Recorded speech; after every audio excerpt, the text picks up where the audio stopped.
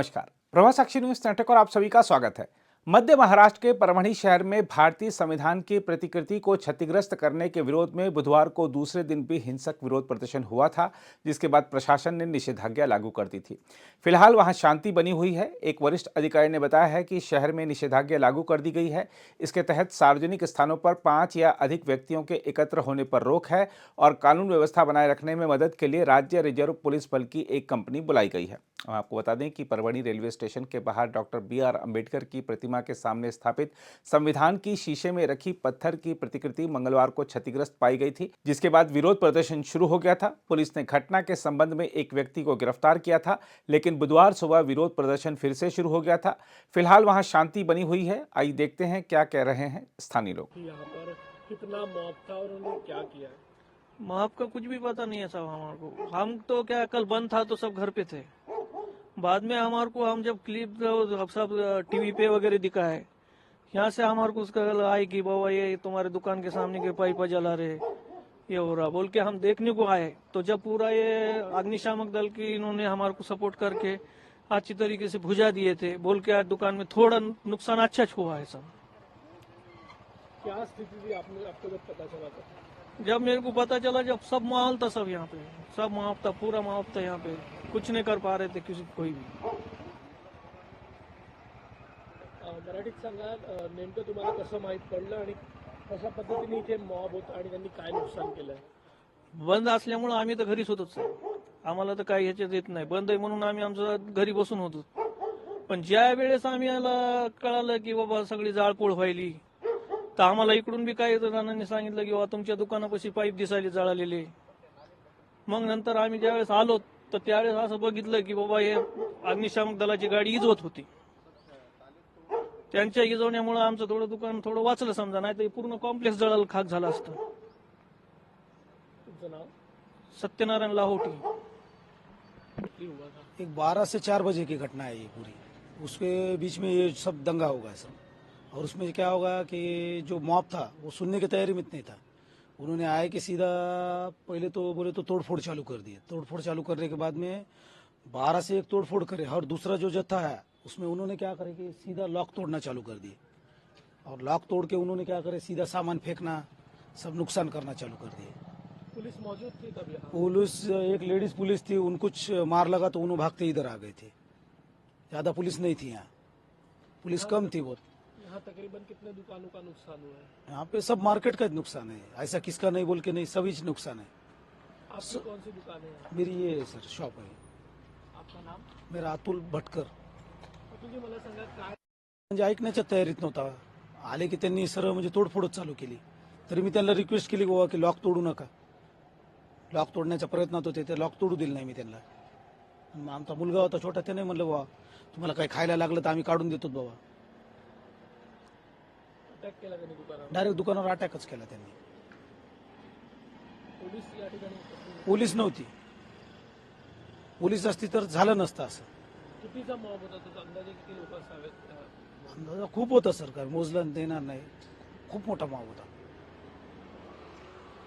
आणि तुमचं साधारणतः किती नुकसान या ठिकाणी झालं? सर माझं जवळपास 60-70 हजाराचं नुकसान झालंय। वहीं दूसरी ओर विपक्ष इस मुद्दे पर महाराष्ट्र सरकार को घेरने में जुटा हुआ है। विपक्ष का आरोप है कि ईवीएम गड़बड़ी के मुद्दे से ध्यान भटकाने के लिए यह साजिश रची गई है। डिसरिस्पेक्ट कर और हमें पता नहीं हमारे राज्य के होम मिनिस्टर कौन है। Law and order is a state subject, पर होम मिनिस्टर नहीं है, चीफ मिनिस्टर दिल्ली में है, दोनों उप मुख्यमंत्री भी दिल्ली में है। तो क्या सरकार दिल्ली से चलेगी महाराष्ट्र की, या महाराष्ट्र को जो कैबिनेट का विस्तार होना है, कैबिनेट बनना है, उस पर जल्द से जल्द काम हो और निर्णय हो, और महाराष्ट्र के लिए जो जो वादे किए हैं, जनता से वादे किए हैं, उसको पूरा करने का काम हो। मैम, पार्टी के स्पोक्स पर्सन काम कर रहे हैं, क्या आपका कहना है? देखिए, जिस तरीके से जो बाहर का फेक नैरेटिव जो होता है, जिसकी लड़ाई हम लड़ रहे हैं, वो अगर चेंबर में आने लग जाए, और क्योंकि उनको प्रोटेक्शन है, पार्लियामेंट्री प्रिविलेज है, ये लोग नाम लेकर अनर्गल आरोप लगाकर ट्रेजरी बेंचेस संसद को रोक रहे हैं, राज्यसभा में अड़ंगा डाल रहे हैं।